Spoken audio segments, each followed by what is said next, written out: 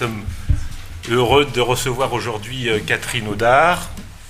Catherine Audard est professeure, aujourd'hui on dirait professeure émérite à la London School of Economics, où elle maintient un séminaire. Parmi ses activités d'enseignant, elle a elle-même enseigné ici même à l'école normale, le département de philo, la philosophie politique, pendant 8 ans, de 2001 à 2009, où elle a maintenu un séminaire de philosophie politique. Je rappelle que parmi ses travaux principaux, elle est d'abord la traductrice de John Rawls, du livre qui a fait, disons, basculer la philosophie politique à la fin du XXe siècle, et qui, en dépit de la date un peu tardive de son introduction en France, a eu des répercussions considérables. Donc, Théorie de la justice de John Rawls, qui a dû sortir au Seuil en 1987, quelque chose comme ça, Catherine, oui. Elle a consacré des travaux et des différentes éditions collectives à Rawls, et elle prépare d'ailleurs une exposition synthétique de la philosophie de Rawls pour les éditions Grasset, qui est l'adaptation d'un livre paru à Londres. Parmi ses autres travaux, je signale les 3 volumes de l'utilitarisme parus aux presses universitaires à la fin des années 90. Elle a publié aussi un livre sur Stuart Mill, et son best-seller actuel, si je puis dire, est un livre paru en édition de poche Gallimard, quand il y a 1 an et demi, il y a 1 an, qui est un gros livre de 800 pages qui s'appelle « Qu'est-ce que le libéralisme ?» et que je vous conseille pour ceux qui pensent encore que le libéralisme, on en parlait à l'instant, c'est une accusation méprisante pour les gens de droite. Elle montre qu'il y a une tradition aussi bien de gauche que de droite de la tradition libérale. Alors c'est amusant parce que en ce moment, aux États-Unis, c'est le contraire. Traité de libéral, c'est être traité de gauchiste. En France, être traité de libéral, c'est être quasiment traité de fasciste. Donc, voilà, elle montre l'extrême diversité, aussi bien conceptuelle qu'historique, de cette tradition libérale. Et aujourd'hui, elle va nous parler d'un nouveau projet, et donc c'est là encore aujourd'hui une avant-première, la présentation de son prochain travail, qui tourne autour d'un nouveau concept politique ou d'une idée politique, ou d'une idée qu'elle veut peut-être acclimater à la politique, qui s'appelle le développement de soi. Merci Catherine, et je vous laisse la parole. Merci beaucoup Francis de cette invitation à revenir à l'école où j'ai passé de très bonnes années comme étudiante, et puis ensuite avec mes étudiants de séminaire qui avaient d'ailleurs conduit, pas ce travail, cet enseignement avait conduit à mon livre sur le libéralisme. Voilà, donc ça me fait très plaisir de donner un peu le coup d'envoi de mon nouveau livre avec vous ce soir. Je suis un peu la spécialiste des causes perdues.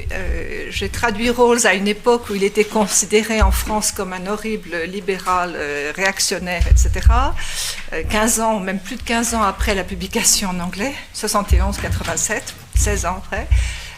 L'utilitarisme, n'en parlons pas, c'est vraiment le bas de gamme, c'est le moins qu'on puisse dire.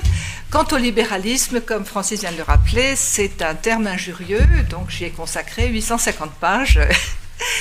Et maintenant, je me tourne vers une question que j'ai travaillée donc à cause du libéralisme, et aussi pour toutes sortes dans d'autres directions, qui est le sujet du premier chapitre de mon livre sur le libéralisme, qui s'appelle « La souveraineté de l'individu ». Donc je vais reprendre à un nouveau frais la question de l'individualisme, ou encore ce qu'on appelle le nouvel individualisme, en parallèle avec le nouveau capitalisme, etc., etc., les termes, voilà.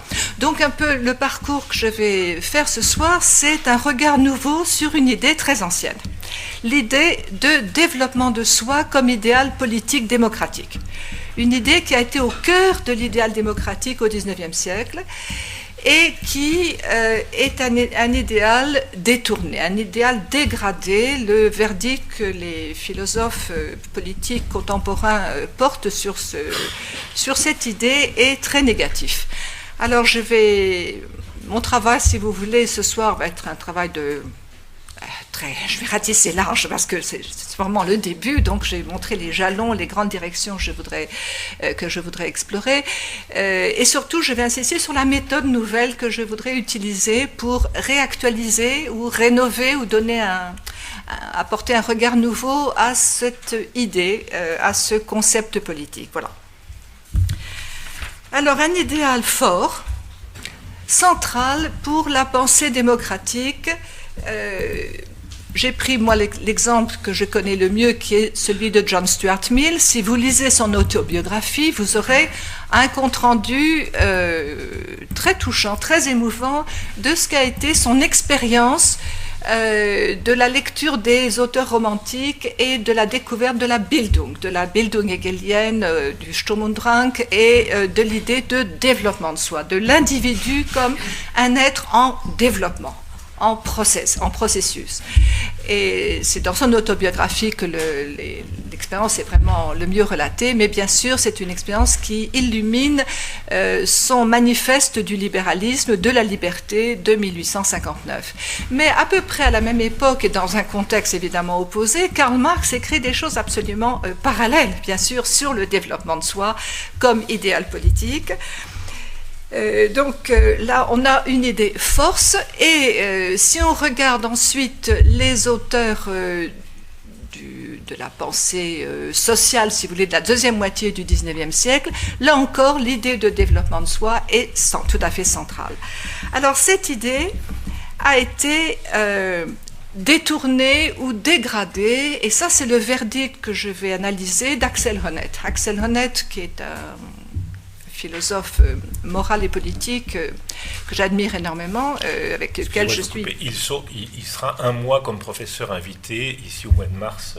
Alors il faudra absolument qu'on organise quelque chose. Voilà, parce que si vous voulez, mon travail va être un peu une lecture critique de Honneth et de son diagnostic et de son utilisation surtout de l'idée de développement de soi comme idéal démocratique. Et la dégradation, le verdict négatif, qui est celui d'une dégradation, mais c'est le verdict aussi de Charles Taylor. Nombreux sont les auteurs contemporains qui regardent cette notion comme ayant perdu son contenu politique et étant dégradé, psychologisé, etc. Voilà. Donc, l'essentiel de mon intervention, c'est bien sûr cette discussion avec Axel Honneth sur ce point précis, et en même temps, à partir de là, un verdict assez pessimiste sur l'état, la situation de la philosophie politique contemporaine. L'attitude, le traitement par Honneth de ce concept est, à mon avis, typique des problèmes sur lesquels nous achoppons en ce moment, et je ferai un peu un tableau de ces difficultés. Et ensuite, j'indiquerai mon projet qui est de repolitiser l'idée de développement de soi à partir d'une analyse qui reprend un peu la méthode que j'ai commencé à exposer dans mon livre sur le libéralisme, qui est une méthode d'analyse de la morphologie des idéologies, montrant comment les concepts politiques, justement, sont des concepts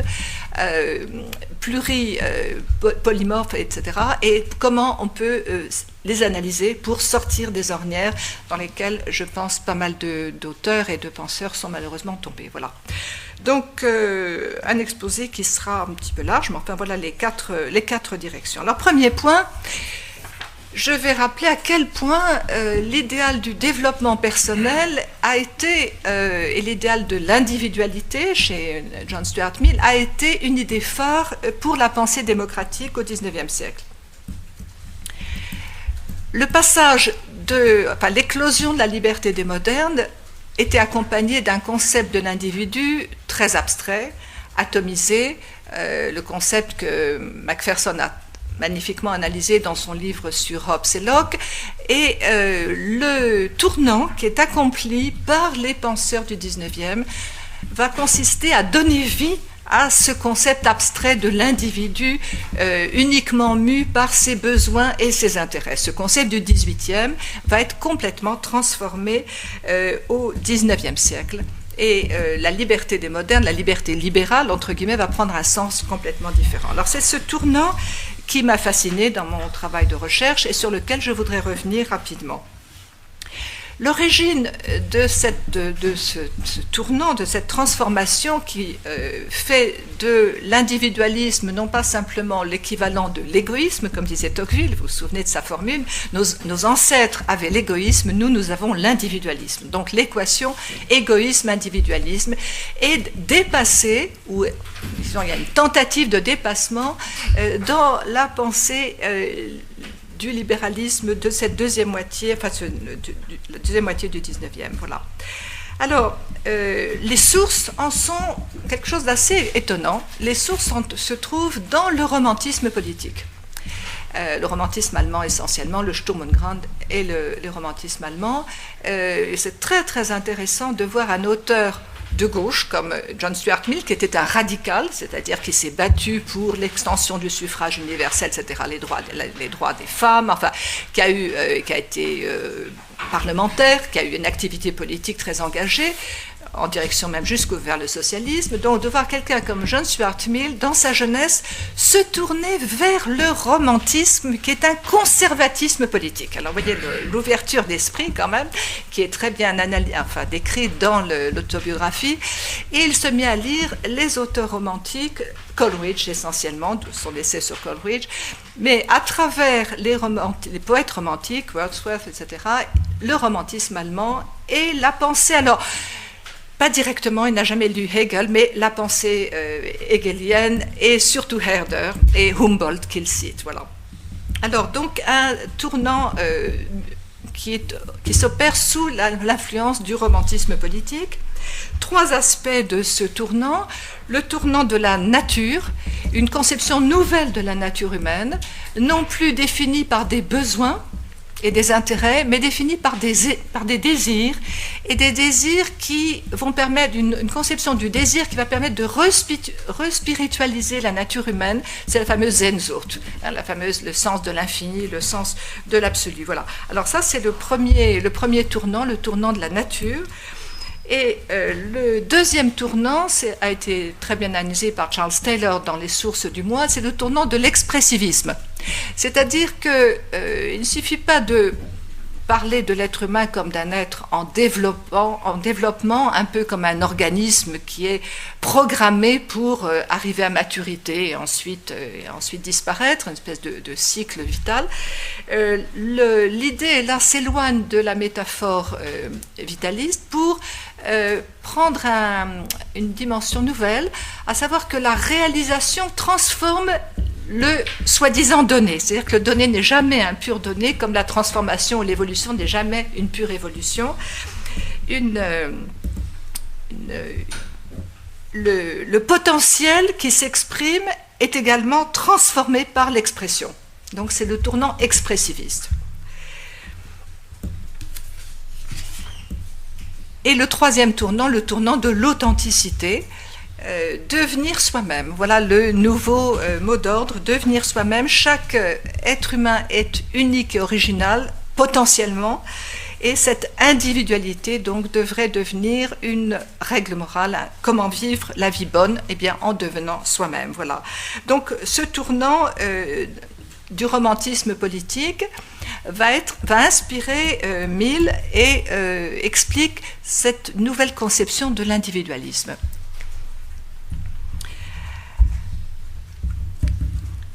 Il va donc reformuler les notions, en fait, c'est un tourbillon si vous voulez, toutes les notions de base, les concepts de base du libéralisme classique vont être complètement pris dans ce tourbillon, et ces contradictions extraordinaires dans lesquelles se trouve John Stuart Mill, d'un côté élève, et pas seulement élève, mais fils de l'utilitarisme radical de Bentham et de James Mill, et de l'autre influencé ou inspiré par la philosophie romantique, la philosophie politique romantique. Voilà. Alors, tous les concepts clés du libéralisme, individu, rationalité, liberté, sont retravaillés à l'aune de ce concept d'individualité. Donc passage de l'individu à l'individualité. Et la formulation, si vous voulez, l'impératif moral et politique est formulé de cette façon dans De la liberté. Le libre développement de l'individualité est un des principes essentiels du bien-être humain. Donc ce lien, dans cette formule énigmatique, contradictoire, ce lien entre le libre développement et le bien-être ou le bonheur. Donc les deux aspects de Mill ici sont non pas synthétisés, mais juxtaposés de façon extraordinaire. Et donc la notion classique d'individu est reformulée en celle dynamique et relationnelle d'individualité. La nature humaine, donc considérée bien sûr comme un potentiel de dons, de talents, d'aptitudes qui peuvent être utiles à la société s'ils sont développés grâce à l'éducation, à la culture, à l'apport des autres, des générations antérieures comme des œuvres du présent. Et la thèse de Mill, qui va contre toutes les notions classiques de l'individualisme, c'est que nous sommes nous-mêmes, nous ne pouvons réaliser ce potentiel, cette individualité unique, que par l'apport des autres. Donc la dimension sociale, évidemment, entre immédiatement en contact avec le projet d'individuation. Voilà. Et c'est ce que les penseurs du libéralisme social de la fin du XIXe siècle verront très bien, comme je vais essayer de le montrer. Voilà. Donc, le principe qui semble égocentrique, je ne dirais pas égoïste, mais égocentrique, de développement de soi, devient un principe de progrès et de développement pour l'humanité tout entière. Et la mise en valeur des talents et du potentiel individuel devient une tâche pour toute la société, pour l'ensemble de la société. Voilà. Donc, ici, Mill cite Humboldt. Le grand principe directeur vers lequel convergent tous les arguments développés dans ces pages est l'importance absolue et essentielle du développement humain dans sa plus riche diversité. Le deuxième volet de ce tournant est celui du pluralisme. Là, je résume la thèse de Mill, enfin, qui ressort non seulement de la liberté, mais d'autres textes, c'est que ce développement de soi n'est possible que grâce à l'expérience de la plus grande diversité de cultures, d'idées, de situations, de contextes sociaux, politiques et autres. Donc l'expérience du pluralisme est vitale pour le développement de soi. Les facultés humaines, aussi bien sur le plan intellectuel que sur le plan moral, l'être humain ne peut se développer que à l'occasion justement d'expériences de l'autre, l'expérience de la diversité, l'expérience de l'étonnement, de la surprise, de la différence. Voilà. Les facultés humaines de la perception, du jugement, du discernement, de l'activité intellectuelle et même la préférence morale, dit Mill, ne s'exercent qu'en faisant un choix. Celui qui n'agit jamais qu'en suivant la coutume ne fait pas de choix. Celui qui choisit lui-même sa façon de vivre, utilise toutes ses facultés. Voilà l'argument clé en faveur du libéralisme, c'est plus grande est la liberté de choix, plus grandes seront les possibilités de développement de l'individualité et donc de la société. Les deux étant absolument inséparables. En l'absence donc d'occasion de choisir, de juger, de décider pour soi, en l'absence de ce contexte pluriel, l'individualité ne peut se déformer. Donc les attaques de Mill contre le conformisme social ne sont pas simplement une révolte romantique au nom de l'authenticité, de l'originalité individuelle, c'est quelque chose de beaucoup plus profond. Il n'y a aucune possibilité de progresser ni vers la connaissance, ni dans le domaine de la connaissance, ni dans le domaine politique, s'il n'y a pas cette confrontation à la diversité des cultures et des valeurs et des contextes. Voilà. Le troisième élément qui ressort des analyses de Mill est celui du bonheur. Mais pas du tout le bonheur au sens du XVIIIe siècle ou du bonheur au sens des utilitaristes, c'est-à-dire du bien-être, la satisfaction des besoins. Le bonheur, c'est le bonheur d'être soi-même. Là, il y a une analyse assez intéressante sur le lien entre le choix, le fait de pouvoir choisir sa vie, de choisir ses valeurs, de choisir ses orientations, et le fait d'en tirer une satisfaction. Bon, je laisse cette question parce que je pense qu'elle demande énormément d'analyse, de détails, mais enfin, l'idée de base est celle du bonheur auquel on accède, dit-il, de façon indirecte. On ne peut jamais être heureux en cherchant systématiquement à être heureux en additionnant les plaisirs. C'est la critique qu'il fait de Bentham, bien sûr. L'utilitarisme de Mill est indirect. Le bonheur est un surplus ou quelque chose qui accompagne la réalisation des projets ou des potentiels quand ils sont reconnus comme ceux qui nous définissent, comme individuels. Voilà, je laisse cet aspect. Voilà, donc la conception de l'individualité que Mill met en place comme programme moral et politique. Programme moral et politique de critique de la société victorienne, bien sûr, et comme base des transformations démocratiques. Alors, Mill, dans son essai, enfin son livre sur le gouvernement représentatif, a énormément réfléchi à la question de la représentation, du système de vote, du système électoral, etc. Et l'idée d'un individu en développement, mais bien sûr au centre du projet politique, l'éducation. Exactement comme la Troisième République en France.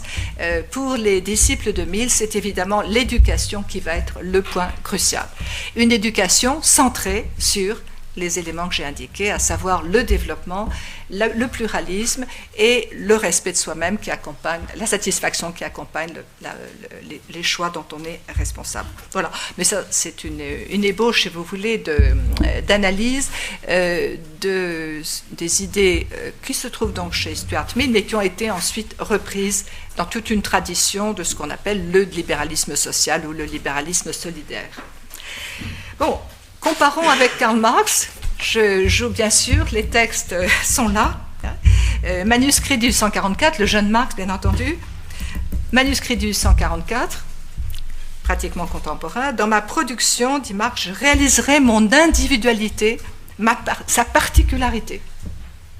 Donc j'éprouverai en travaillant, voilà la régénération du travail la désaliénation du travail, j'éprouverai en travaillant la jouissance d'une manifestation individuelle de ma vie, et dans la contemplation de l'objet, j'aurai la joie individuelle de reconnaître ma personnalité comme une puissance réelle, concrètement saisissable et échappant à tout doute.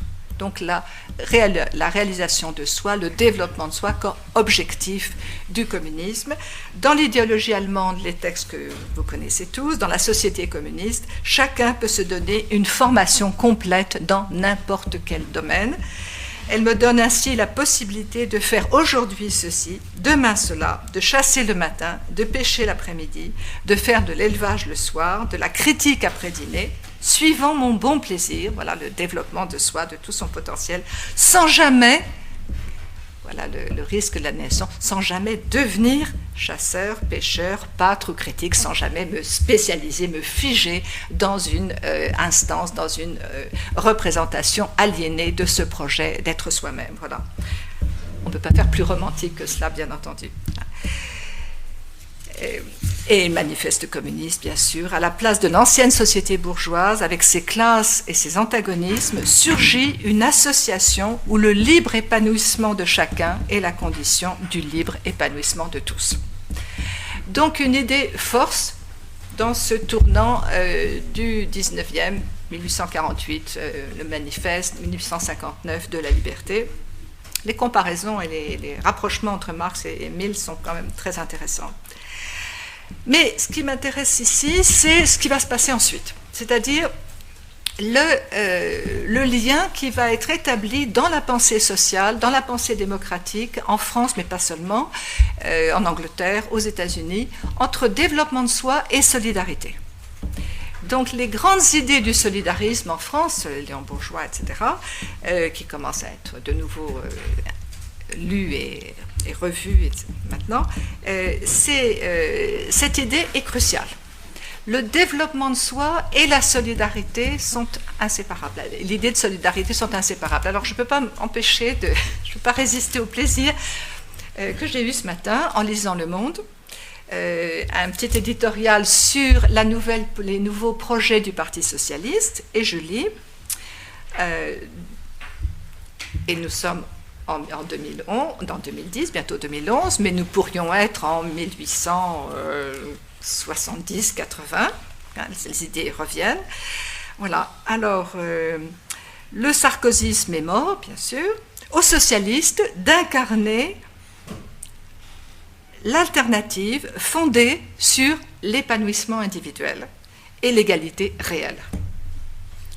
Ce dernier concept a mis des années à émerger. Alors oui, des années, ça, comme je le disais, c'est une idée ancienne sur laquelle donc je voudrais revenir. Alors c'est intéressant de voir que le Parti socialiste s'intéresse à l'épanouissement personnel. Il y aura aussi des références bien sûr au CARE dont on a parlé. Bon. Alors, cette idée du lien entre solidarité et développement de soi, cette idée que l'individu ne peut se développer, ne peut épanouir son potentiel que dans une société solidaire, c'est-à-dire où il comprend qu'il a une dette sociale, mais que la société aussi. Il est redevable à la société, la dette sociale de Léon Bourgeois, mais il est aussi redevable. Une société donc nouvelle, c'est la société que Durkheim décrit sous le terme de solidarité organique. Et je vous lis la citation ici de Durkheim. La solidarité organique, le terme évidemment a été très mal choisi. Il oppose à la solidarité mécanique des sociétés traditionnelles. La solidarité organique n'est possible que si chacun a une sphère d'action qui lui est propre. Par conséquent, une personnalité. Il faut que la conscience collective laisse découverte une partie de la conscience individuelle pour que s'y établissent ces fonctions sociales qu'elle ne peut pas réglementer. Et plus cette région est étendue, plus forte est la cohésion qui résulte de cette solidarité. Alors, ce mouvement ce mouvement de pensée qui lie l'individualisme au lieu de nouvelle version, si vous voulez, au sens de l'individualité millienne, et la solidarité sociale, ce nouveau libéralisme, cette nouvelle façon de penser le social, apparaît en France, donc je cite Durkheim, mais bon, beaucoup de choses, mais en Angleterre, et aussi aux États-Unis. Aux États-Unis, il y a eu ce mouvement qu'on a appelé le progressisme, avec en particulier la personnalité extraordinaire de John Dewey, qui est un grand philosophe moral, philosophe de l'éducation, qui place au centre de sa réflexion le développement personnel, le développement de soi. Voilà.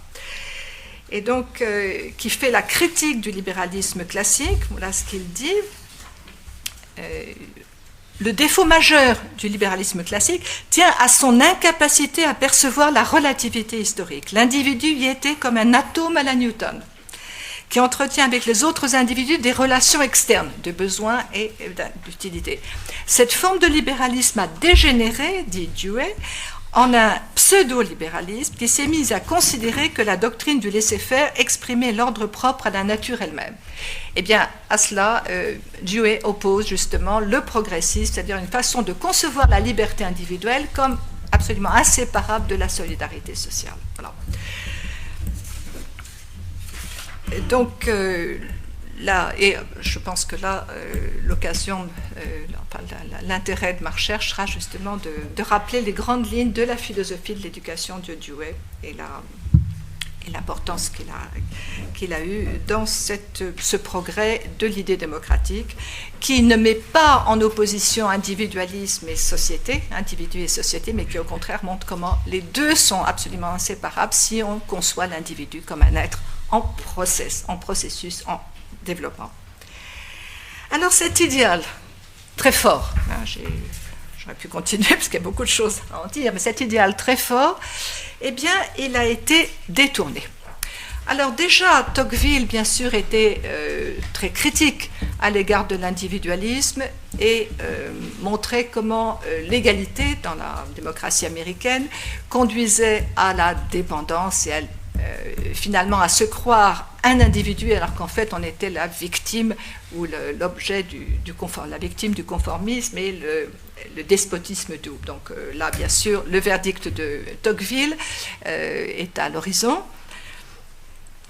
Mais les auteurs contemporains, je retrouve cette même critique chez Charles Taylor, par exemple, dans Malaise de la modernité, qui évoque le détournement d'un puissant idéal moral, être fidèle à soi-même, et un idéal qui a été dégradé, dit-il. Malaise de la modernité est la traduction d'un essai qui s'appelle Ethics of Authenticity, sur l'authenticité. Donc c'est la question de l'authenticité qui est évidemment un des concepts connexes du développement de soi. Et lisant Axel Honneth, donc La Société du mépris, dans la traduction française de 2006, je crois, et l'idée se trouve aussi dans le nouvel esprit... Le nouvel esprit du capitalisme de Boltanski, bien sûr. Voilà. Alors, voilà ce que dit Honneth. Avec les changements institutionnels qui ont affecté le capitalisme occidental ces 20 dernières années, l'idéal pratique de réalisation de soi est devenu l'idéologie et la force productive d'un système économique déréglementé.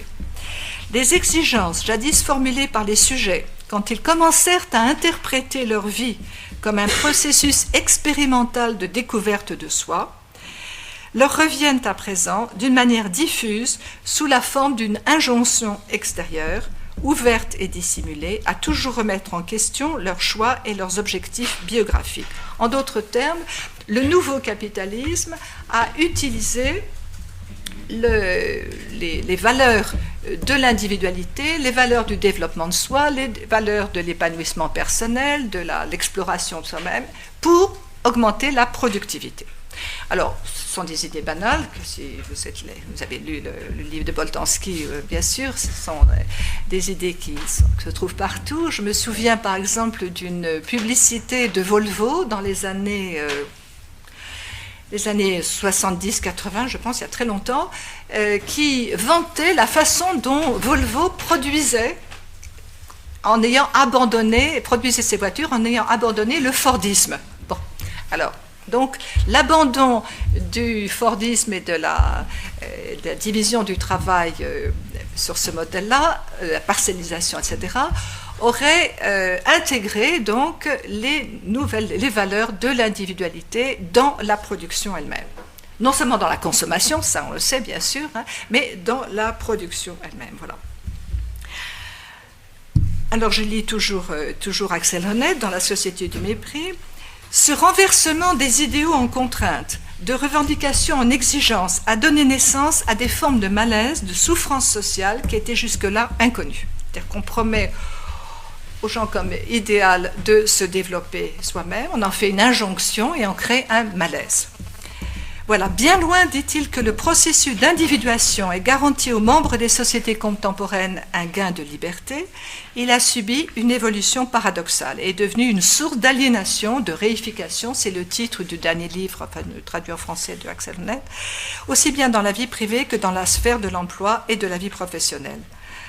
En raison de la tendance à transformer les aspirations personnelles à la réalisation de soi en une force productive de l'économie capitaliste.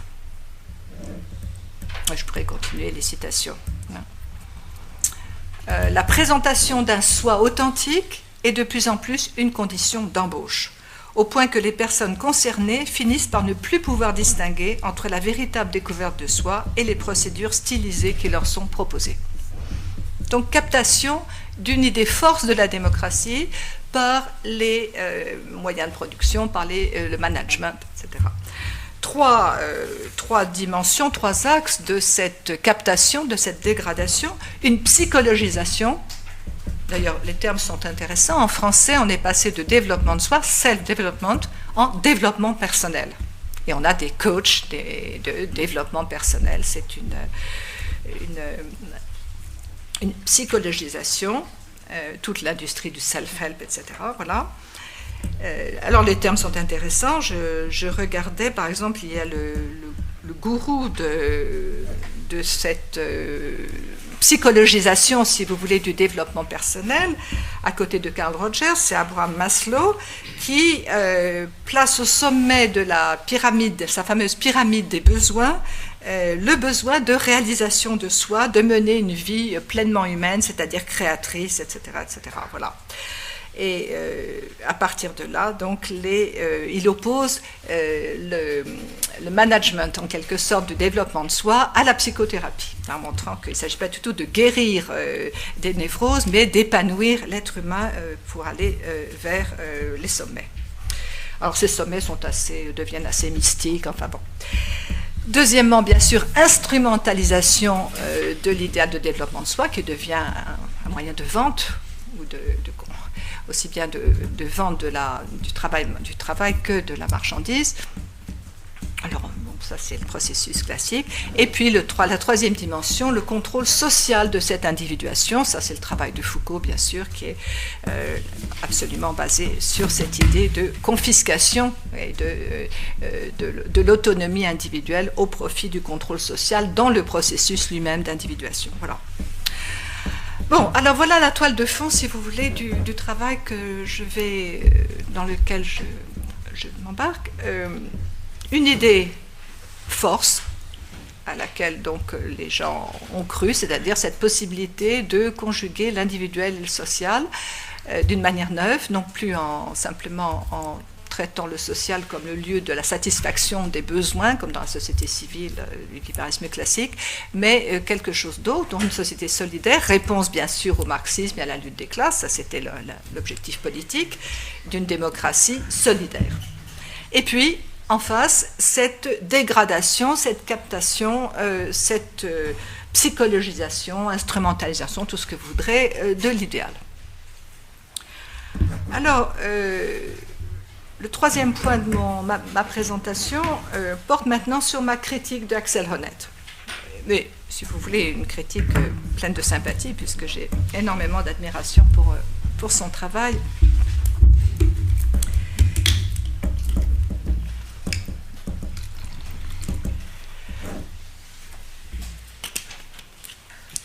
Et ma critique, si vous voulez, va aussi montrer à quel point la réflexion de Honneth est symptomatique d'un ensemble de choses qui ne vont pas dans la philosophie politique contemporaine.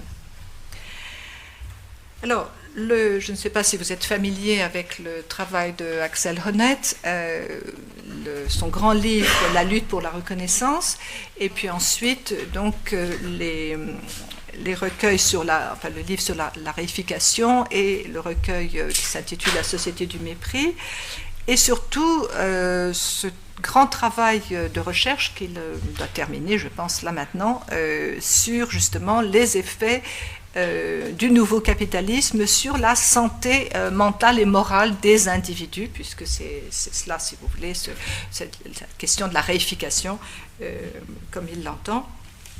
Alors la grande nouveauté du travail d'Axel a été d'intégrer les demandes normatives du développement de soi grâce au terme de reconnaissance. C'est-à-dire qu'il ne s'est pas contenté de dire, comme les philosophes du XIXe siècle, que nous ne pouvons devenir des individus que grâce à la solidarité, à la collaboration de la société, etc. Mais il va beaucoup plus loin, puisque c'est la reconnaissance qui est l'instance qui permet, selon la dynamique dialectique hegelienne, au soi d'être vraiment un soi réel et non pas abstrait. Donc la validation de l'identité individuelle par autrui et par le groupe de manière intersubjective, mais également de manière institutionnelle et politique. C'est ça, si vous voulez, la richesse de son travail, de se situer aux trois niveaux, c'est-à-dire le niveau psychologique, soit le niveau moral de l'intersubjectivité et le niveau politique des institutions politiques, mais également économiques, le marché. Alors, je rappelle, dans un premier temps, je vais rappeler les idées essentielles de la lutte de la reconnaissance, et ensuite je vais présenter mes critiques.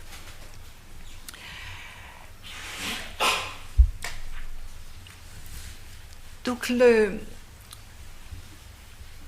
la réflexion d'Axel Honneth reprend la dialectique hegelienne. Si on reprend donc l'analyse hegelienne, ce qui constitue l'élément du réel, et c'est pas pour rien que j'ai sauté sur ce terme égalité réelle dans le projet socialiste, puisque c'est vraiment là-dessus que les choses se décident. Hein. L'élément du réel, ce qui fait qu'on passe d'un individu, d'une conception de l'individu réel, entre guillemets, par opposition à l'individu abstrait formel défini par des besoins préétablis, déjà donnés dans une nature naturante. Hein.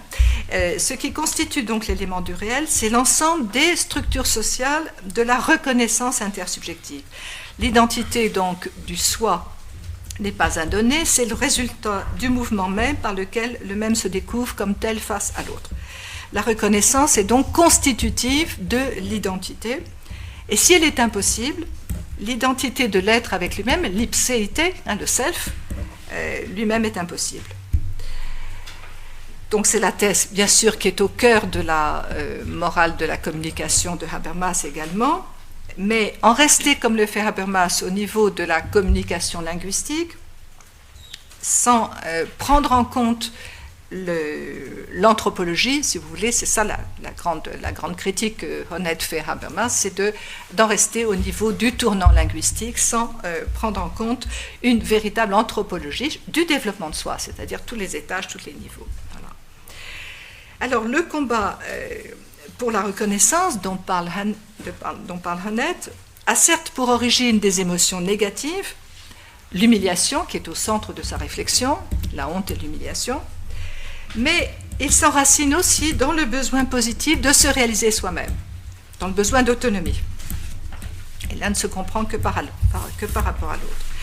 La résistance collective, comme dans les mouvements féministes qu'il a analysés, entre autres, est motivée par ces sentiments à la fois négatifs et positifs, par la demande de justice, mais au-delà, par l'idéal d'un développement de soi autonome. Donc on a des éléments psychologiques, de blessures narcissiques, honte et mépris, et des éléments une demande de justice, une demande de reconnaissance est une demande de justice. Voilà.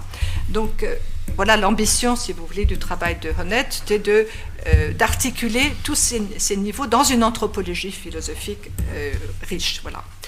Alors, il s'agit donc pour lui, le développement de soi est un idéal politique normatif détourné, hein, et que seule, justement, la politique de la reconnaissance peut réaliser. Honneth distingue trois axes de la reconnaissance.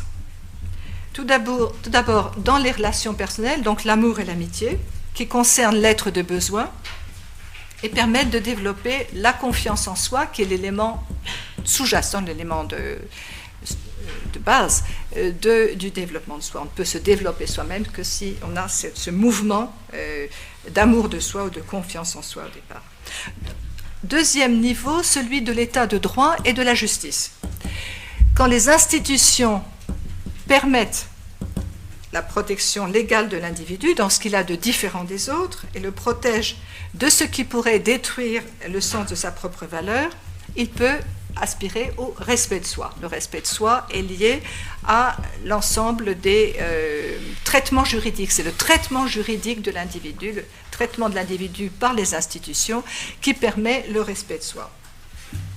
Enfin, dernier niveau, l'appartenance à une communauté politique définie pour Honneth comme une communauté éthique, comme un horizon de valeurs commune, font que les traits et les qualités individuelles sont valorisés par le groupe, ce qui rend possible, troisième niveau, l'estime de soi. Donc la confiance en soi, le respect de soi et l'estime de soi sont les trois composantes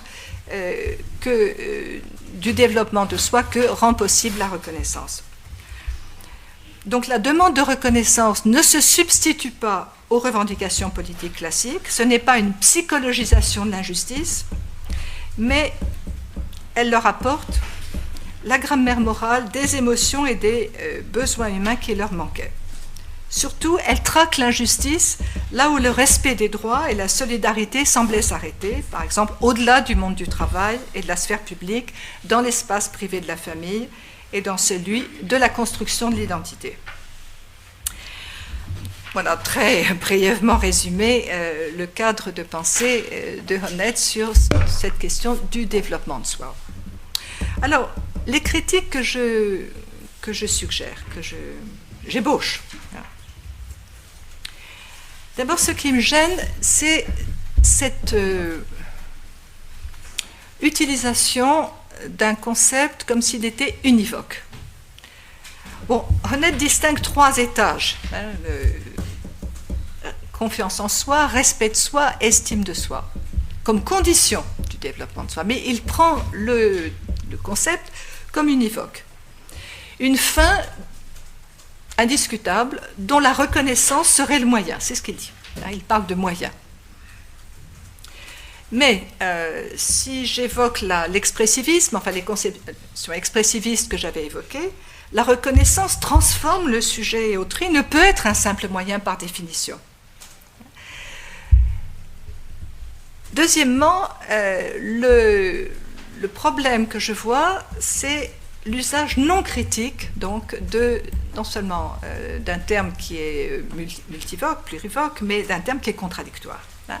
Usage non critique d'un concept qui est éminemment contradictoire.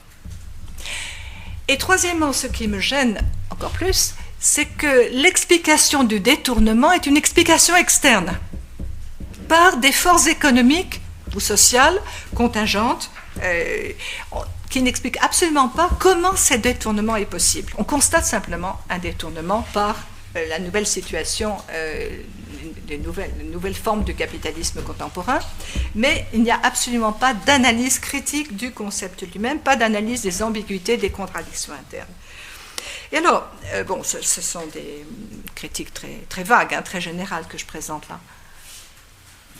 Essentiellement de méthode. Et ce qui m'amène à évoquer la situation actuelle de la philosophie politique, qui est divisée en 2 camps, en 2 mondes qui n'ont pratiquement pas de contact les uns avec les autres.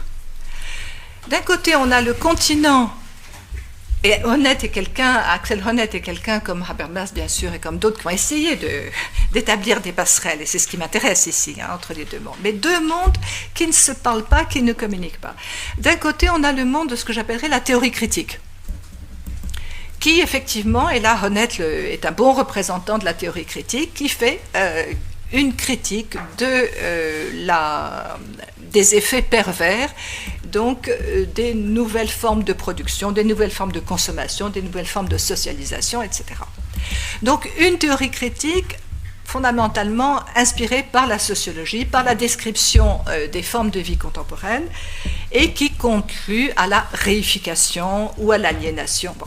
Donc un constat négatif basé sur une causalité externe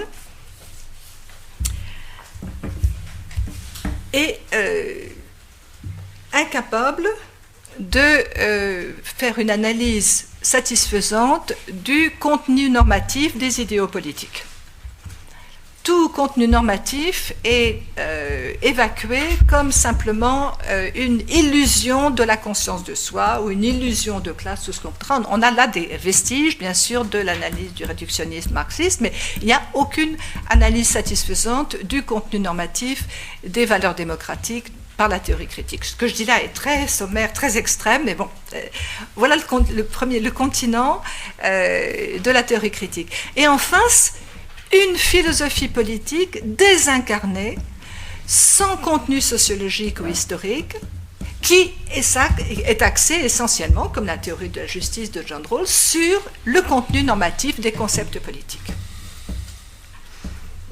Donc une théorie politique normative, sans contenu sociologique, sans contenu historique, avec une psychologie morale qui est assez sommaire, et qui, bien sûr, ne prend absolument pas en considération les résultats de la théorie critique.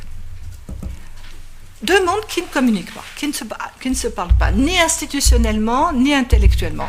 Alors, ce qu'il y a d'admirable chez Axel Honneth, c'est qu'il a essayé, si vous voulez, de répondre aux injonctions de la théorie politique normative concernant la vie bonne et concernant le juste, en essayant de leur donner un soubassement sociologique, concret, historique, riche, bien sûr, mais à mon avis, il n'y parvient pas de façon satisfaisante parce que du point de vue méthodologique, quelque chose qui ne va pas. Alors, voilà donc la réponse que j'essaie de donner, c'est le dernier point de mon exposé. le développement de soi une idée à repolitiser. Et comment? Eh bien, en commençant par une analyse du langage politique, qui est absente aussi bien de la théorie politique normative, style anglo-américain, style Rawls et autres, que de la théorie critique, style Axel Honneth ou autre. Commençons par une analyse de la nature du langage politique, pour sortir de l'impasse.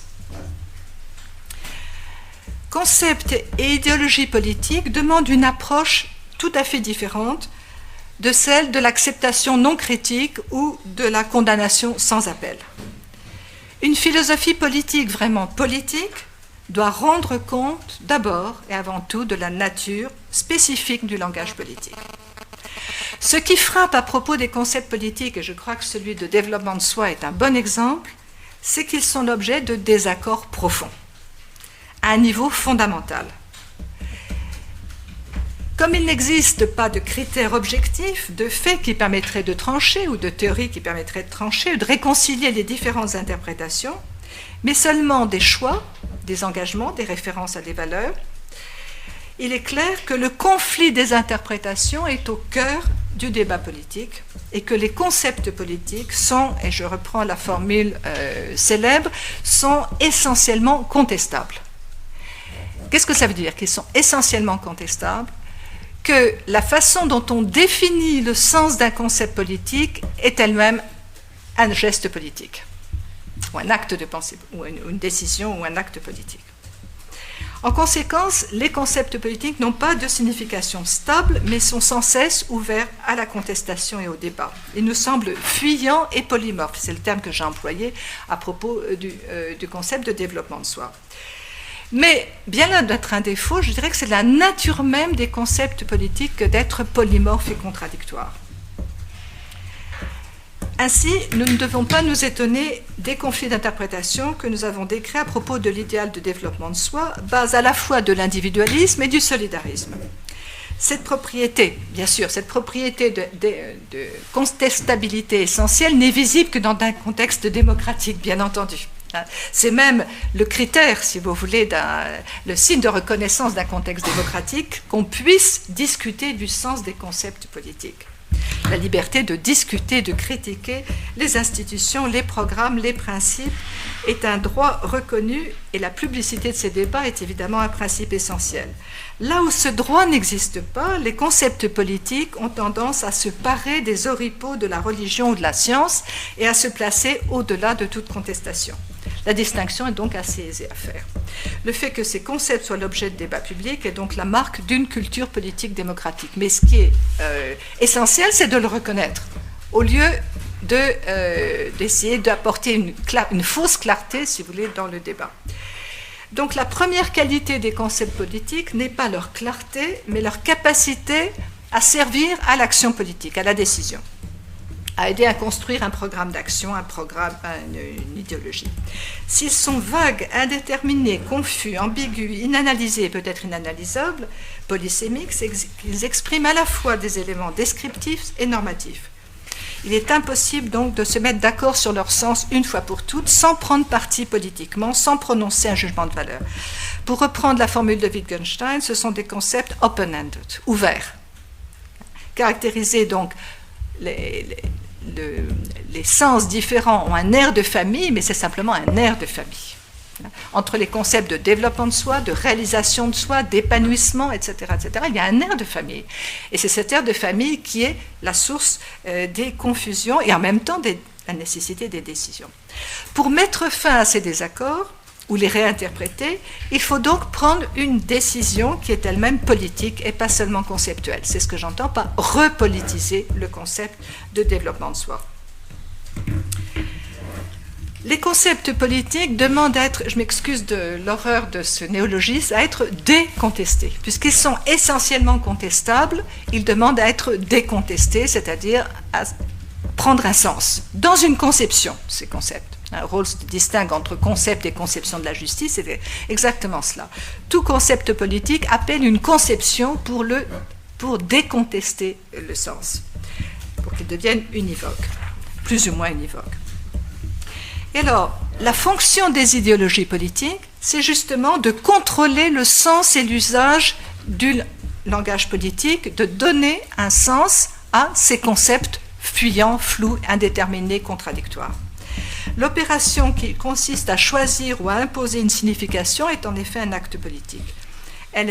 Donc la fonction des idéologies, telle que je la présente en m'inspirant des travaux de Michael Friedan, est évidemment plus large que la conception marxiste, mais elle ne la contredit pas, elle intègre, si vous voulez. La fonction des idéologies pour le marxisme, c'est une fonction parmi d'autres.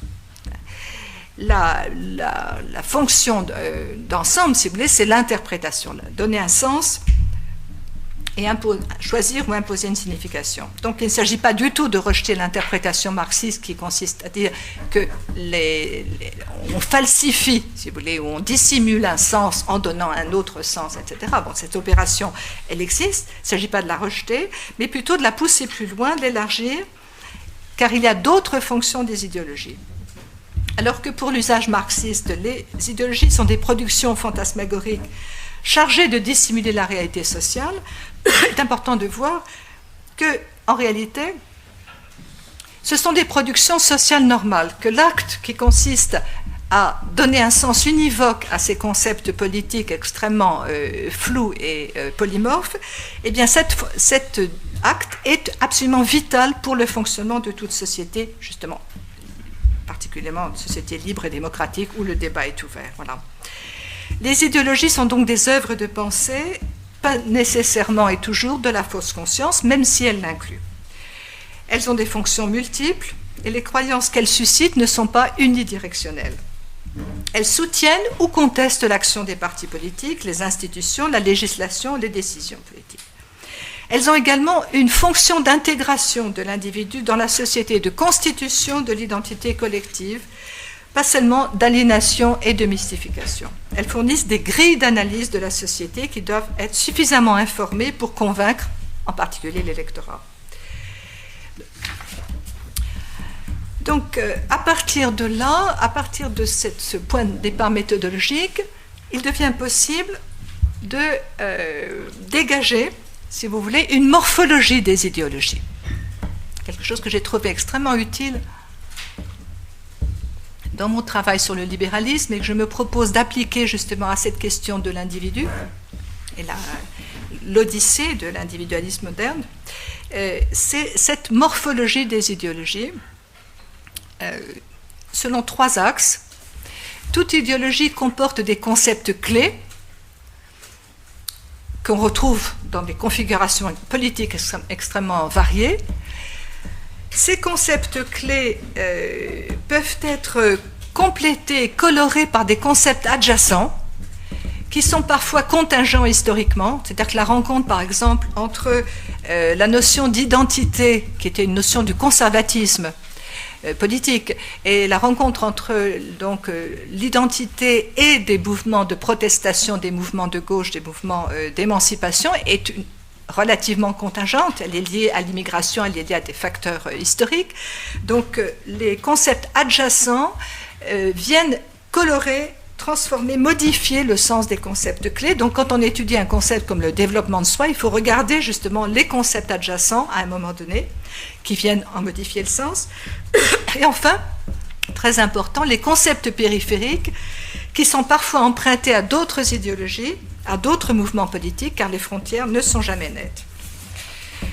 Cela explique à la fois la relative stabilité structurale, c'est-à-dire que cet idéal du développement de soi a une relative stabilité, il y a des concepts clés qui permettent de voir qu'on parle quand même relativement de quelque chose de semblable, enfin de similaire, à travers le développement historique, et la flexibilité diachronique. Donc, contrairement à l'idée habituelle, les idéologies ne sont pas rigides, ne sont pas nécessairement rigides, elles sont au contraire plus ou moins doctrinaires, plus ou moins flexibles, selon la façon dont les concepts clés, les concepts adjacents et les concepts périphériques s'articulent. Là. Alors, je laisse développement sur la méthode, mais à mon avis, en changeant la méthode, en étant peut-être un peu plus rigoureux du point de vue de l'analyse du langage politique, on peut repolitiser l'idée de développement de soi. En particulier, je dirais qu'il faut presque faire le ménage dans ce domaine et se débarrasser des éléments antidémocratiques, parce qu'il y a des éléments antidémocratiques dans l'idée de développement de soi. En particulier, je dirais qu'il faut commencer par éliminer la métaphore vitaliste, qui est dangereuse pour la pensée démocratique, puisqu'elle fait du développement humain une sorte de destin et non pas un choix, et qu'elle est porteuse d'inégalités. Et deuxièmement, la connotation esthétique est extraordinairement forte dans le concept de développement de soi. Construire sa vie comme une œuvre d'art, c'est l'inspiration chez Marx, dans le jeune Marx, la comparaison entre l'esthétique et l'éthique, la confusion entre les deux. Donc cette dimension, à mon avis, demande à être analysée et probablement dépassée, et éliminer le perfectionnisme, puisque un des drames de cette idée de développement personnel, que Honneth a très bien vu, le drame, c'est l'idée de succès, l'idée de achievement, c'est un terme intraduisible en français, achievement, c'est-à-dire une réalisation qui est évaluée, mesurée par rapport à d'autres, qui classent les individus, les condamnent ou les valorisent. Donc, éliminer cette dimension perfectionniste. Alors, à partir de là, je pense qu'on peut retrouver dans cette idée ancienne quelque chose de très utile pour la politique démocratique. Voilà. Alors je vais peut-être m'arrêter là parce que sinon ça serait sans fin, puisque là c'est maintenant le programme positif que je me suis donné. Mais je conclurai en disant que l'intérêt d'un concept politique comme celui-là, ce sont les contradictions constructives qu'il comporte. C'est la richesse. En particulier, je conclurai là-dessus, les trois axes que je relève et qui me paraissent vraiment représenter des contradictions constructives, le processus temporel, le fameux débat sur l'inné et l'acquis, et sur l'idée de propriété essentielle de l'individu qui viendrait se réaliser, qui viendrait à maturation dans le développement. Alors ça, c'est un débat extrêmement intéressant et qu'on ne peut pas trancher en prenant parti pour l'inné ou pour l'acquis, etc. Donc là, je pense qu'il y a beaucoup de choses à voir. Deuxièmement, le processus d'individuation. Que voulons-nous dire par là? L'unique, l'original, ou l'autonomie, deux choses extrêmement différentes. Quand Kant parle d'autonomie, il ne parle absolument pas de subjectivation ou d'individuation, il parle de toute autre chose. Donc là il y a vraiment une contradiction très intéressante. Et troisièmement, le processus d'épanouissement. Qui mesure cet épanouissement? Selon quels critères? Donc toutes les confusions ici sont extrêmement riches et intéressantes. Voilà. Alors, je conclurai en disant qu'en fait, le concept de développement de soi n'a pas été détourné, je ne suis pas d'accord avec le diagnostic, il a été dépolitisé, ça c'est certain, ce qui est autre chose, et qu'il faut faire la critique de cette idée de détournement ou de dégradation qui me paraît vraiment insuffisante, qui ne va pas assez loin. Et à partir de là, donc, ce que je voudrais, c'est essayer de proposer une analyse ouverte, si vous voulez, en termes justement d'analyse idéologique de ce concept de développement de soi. Voilà. J'ai laissé de côté aussi un point important, mais bon, ce que j'aurais dû aussi développer, qui est celui de la rationalité. Mais bon, voilà. Voilà.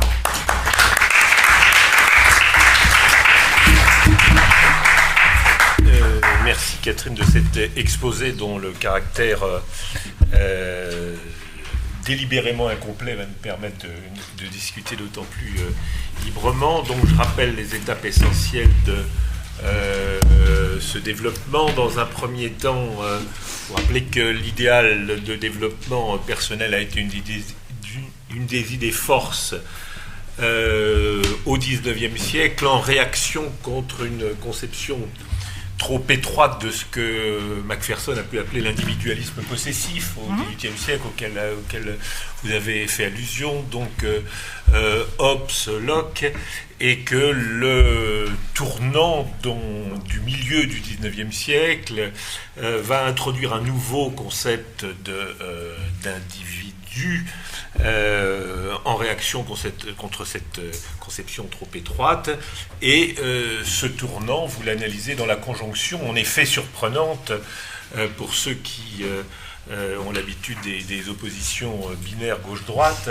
entre un des grands penseurs du libéralisme du XIXe siècle, c'est-à-dire John Stuart Mill, et Karl Marx. Donc Stuart Mill, à un moment, se tourne, rappelez-vous, vers le romantisme politique allemand, la pensée de Herbert, de Humboldt, etc., et retrouve trois aspects. Une nature humaine qui n'est plus définie comme au XVIIIe siècle par les besoins et les intérêts, cette conjonction de l'homo economicus encore présente au début du XIXe siècle, mais par des désirs, un sens de l'absolu. Deuxièmement, l'expressivisme. Troisièmement, l'authenticité. Et cette nouvelle conception de l'individu, de l'individualisme, va mettre au centre des concepts comme ceux de rationalité, de liberté. Et vous concluez ce moment par cette citation tout à fait étonnante, en effet, de Stuart Mill: le livre « Développement de l'individu est un des principes essentiels du bien-être humain ». Donc, autre thèse importante de ce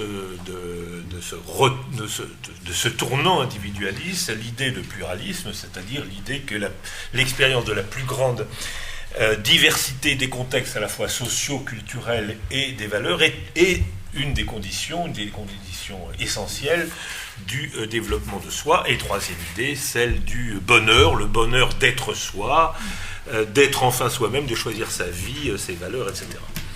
Alors, dans ce premier moment de votre exposé, évidemment, le parallèle avec Karl Marx, le Karl Marx connu des manuscrits de 1944, qu'on s'attend effectivement à retrouver là. Dans ma production, je réaliserai ma personnalité par le travail par lequel je vais me réaliser moi-même, mais aussi le Marx de l'idéologie allemande,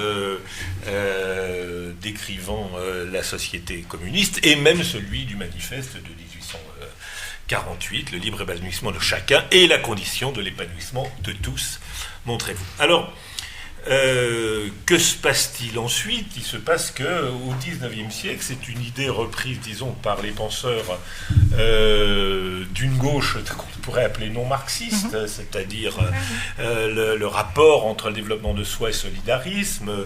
Léon Bourgeois, vous rappelez le concept durkheimien de solidarité organique, et vous montrez qu'aux États-Unis, c'est la même chose avec ce grand penseur de l'éducation qui est John Dewey, et qui met lui aussi le développement de soi. On est dans la phase positive, si je puis dire, du développement de soi, au centre des préoccupations, non seulement du nouvel individualisme du XIXe siècle, mais de cet individualisme social ou socialisant. Deuxième période, la période, si je puis dire, noire du développement de soi, que vous appelez l'idéal détourné. Rappelez que Tocqueville l'avait déjà en partie critiqué, mais dans les penseurs contemporains, Charles Taylor et surtout Axel Honneth. D'un autre côté, le sociologue ou théoricien Luc Boltanski, dans son ouvrage avec, je cherchais son nom, c'est F. Capiello, sur le nouvel esprit du capitalisme, montre que le nouveau capitalisme a utilisé les valeurs de développement de soi. Alors c'est le nouveau management, c'est le management par objectif, où chacun est responsable. Enfin, tout ce livre d'ailleurs tout à fait passionnant de Luc Boltanski sur ce tournant du nouveau management qui a rompu avec le fait que de la parcellisation non seulement du travail, mais le fait que l'employé n'est pas responsable de ses tâches, pour donner à chacun la responsabilité. Et même, vous n'avez pas développé ce point, mais enfin, on a pu rapprocher les récentes crises sociales graves qu'il y a eu avec France Télécom de ce nouveau management qui avait été analysé il y a déjà une quinzaine d'années par Boltanski, c'est-à-dire où on a surchargé les individus d'une tâche, d'objectifs dans lesquels ils étaient responsables, au lieu de simplement obéir à une hiérarchie. Voilà, donc cette condition du développement personnel est devenue une injonction, donc un malaise. Soyez vous-même, soyez authentique, d'autres diraient soyez spontané.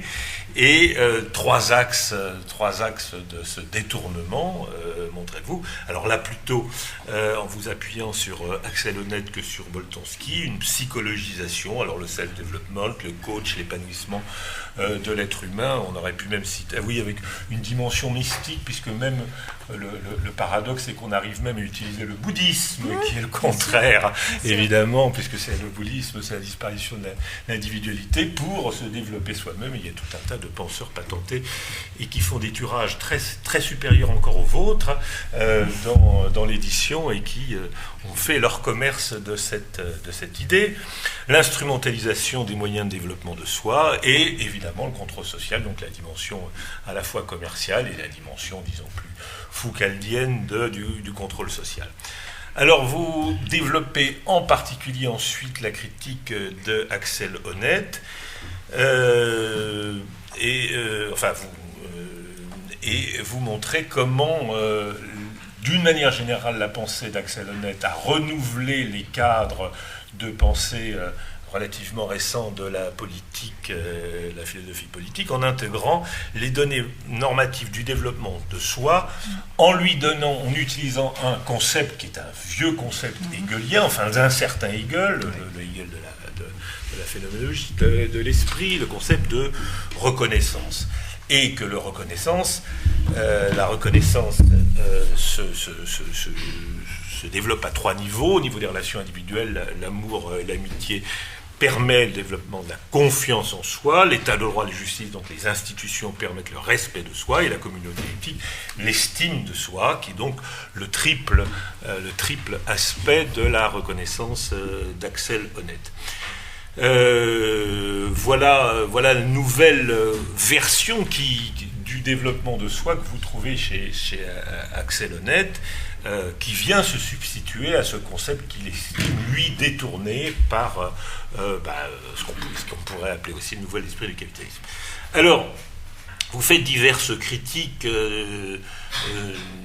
dont la principale, si je puis dire, et la troisième, ce que vous n'avez pas développé, c'est que, au fond, Axel Honneth n'explique pas, d'une manière interne, par le développement des idées de la philosophie politique, ce détournement du concept de développement de soi, mais le confine à des motifs externes, au fond d'une façon assez marxiste, c'est-à-dire que c'est un certain développement des moyens de production qui a ses effets. Et de là, votre diagnostic finalement très pessimiste sur la situation de la philosophie politique actuelle. D'un côté, disons les continentaux qui demeurent dans la lignée de la théorie critique. Alors, au fond, il faut rappeler en effet, pour ceux qui l'ignoraient, qu'Axel Honneth est le successeur d'Habermas à l'école de Francfort, bien sûr. De l'école de Francfort, donc de toute cette tradition de la théorie critique qui est aux confins de la philosophie politique et de la sociologie et qui procède par des analyses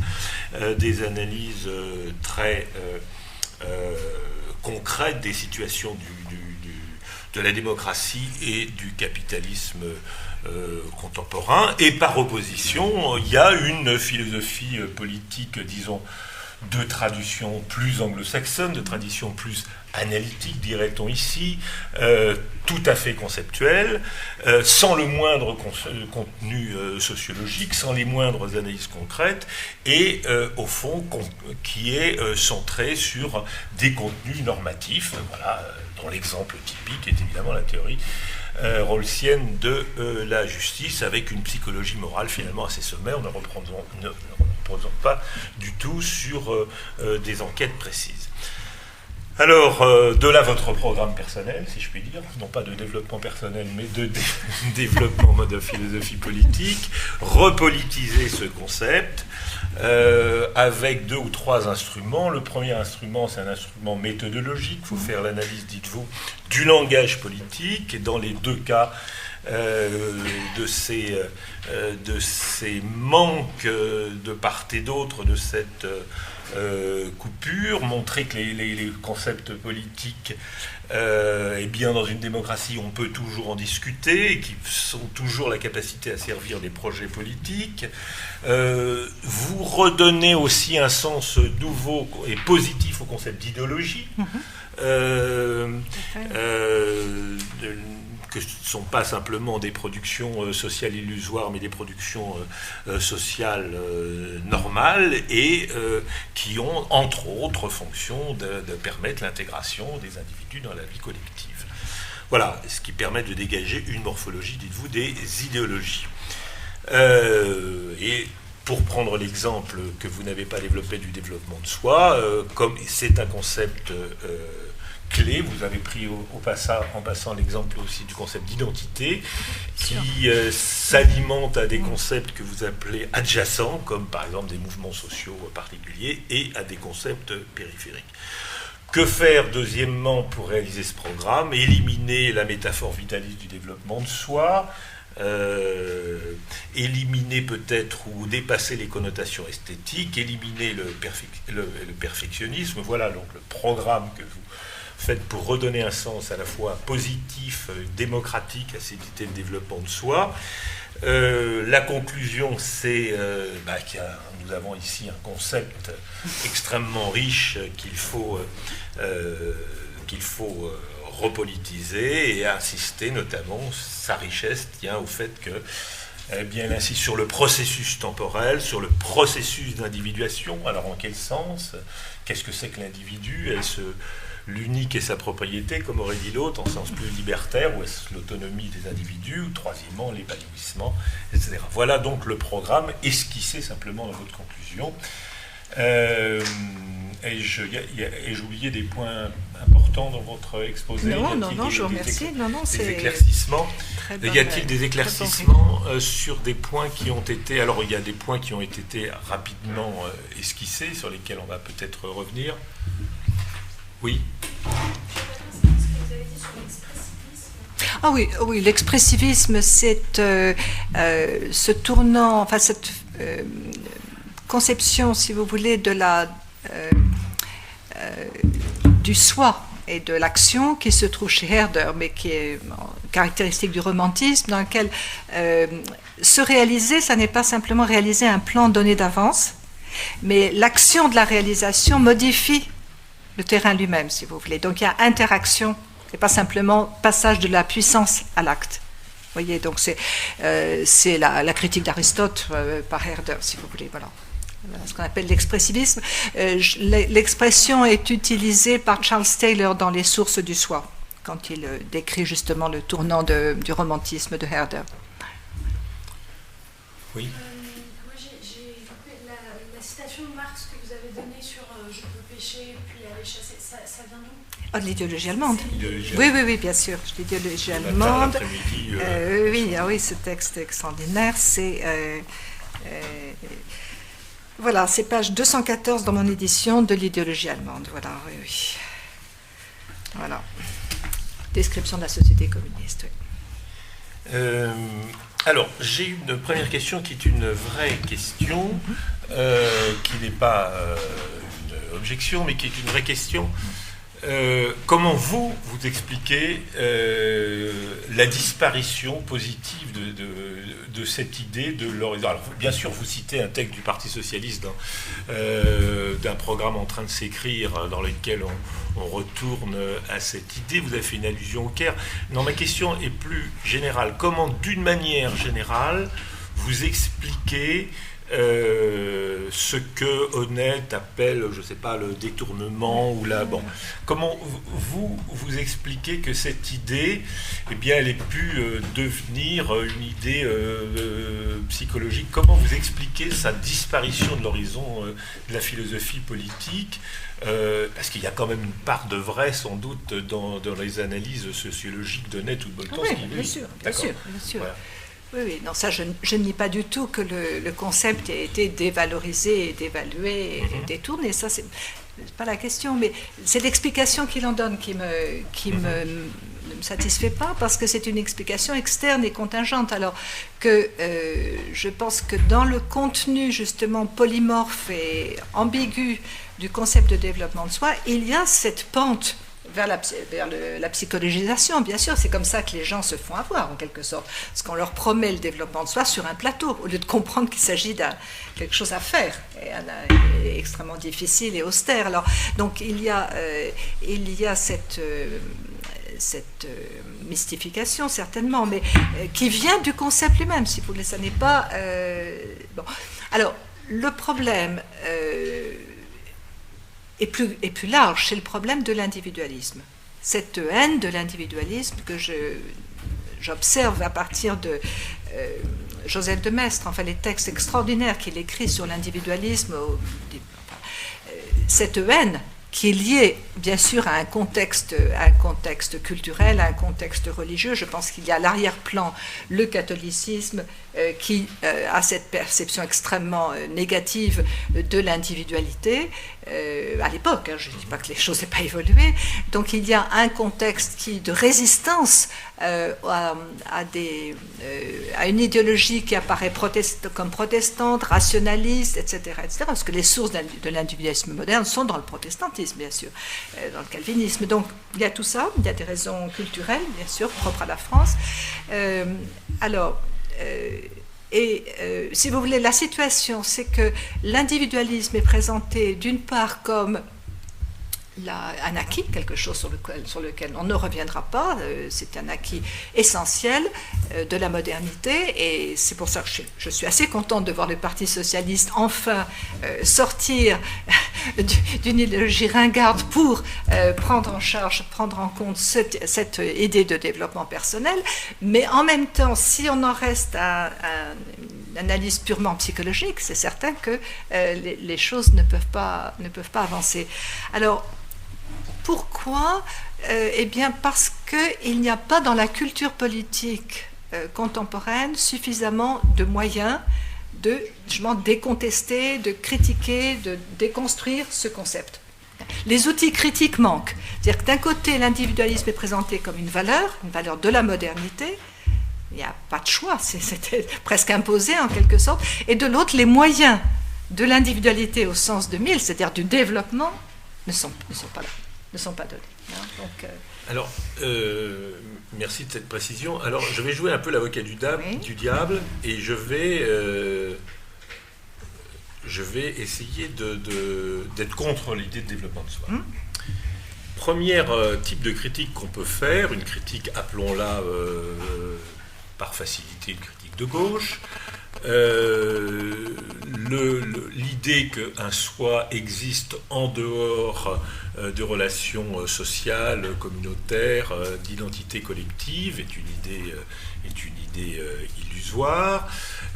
Illustrons-le de façon concrète dans la crise, par exemple, de la conscience ouvrière depuis une trentaine d'années, dans laquelle il y a une trentaine d'années, dans les idéaux politiques qui pouvaient être représentés par le Parti communiste ou par... voilà, il y avait des réseaux de solidarité sociale existants, et depuis que s'est imposée l'idée qu'il n'y avait plus que des individus, il n'y a plus tous ces réseaux de solidarité sociale, il n'y a plus de réseau communautaire représenté entre autres par les organisations de masse du Parti communiste, et par conséquent, il y a l'idée que chacun, y compris, doit être responsable de soi-même, et accroissement de la détresse sociale au nom de cette... Alors, c'est pas tout à fait la critique boltanskienne qui, lui, ni même de Honneth, qui, eux, insistent plutôt sur les techniques de management. Je parle sur les effets sociaux. Comment vous répondez à ce type de critique Oui, mais c'est la critique aussi de l'Église catholique, c'est pareil, c'est-à-dire cette conception d'un individu abstrait, détaché d'un contexte de solidarité, d'entraide, d'humanité commune, est un désastre, bien sûr, est quelque chose de très négatif.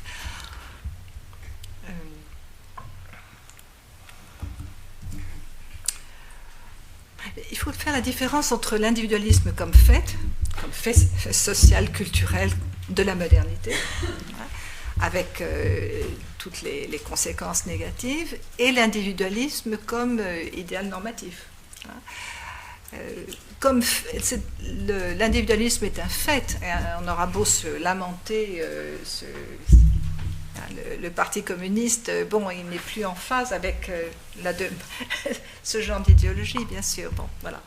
Alors, un fait irréversible, et au fond, le progrès matériel, le progrès de la consommation je pense à la Chine, et même, je pense à une expérience que j'ai eue, qui est celle du Japon dans les années 70. Bon, j'ai été au Japon au début des années 70, et j'étais absolument fascinée par l'homogénéité physique, c'est-à-dire que les gens étaient habillés en costume sombre avec une chemise blanche, les filles en une chemise blanche, une jupe bleu marine, etc., etc.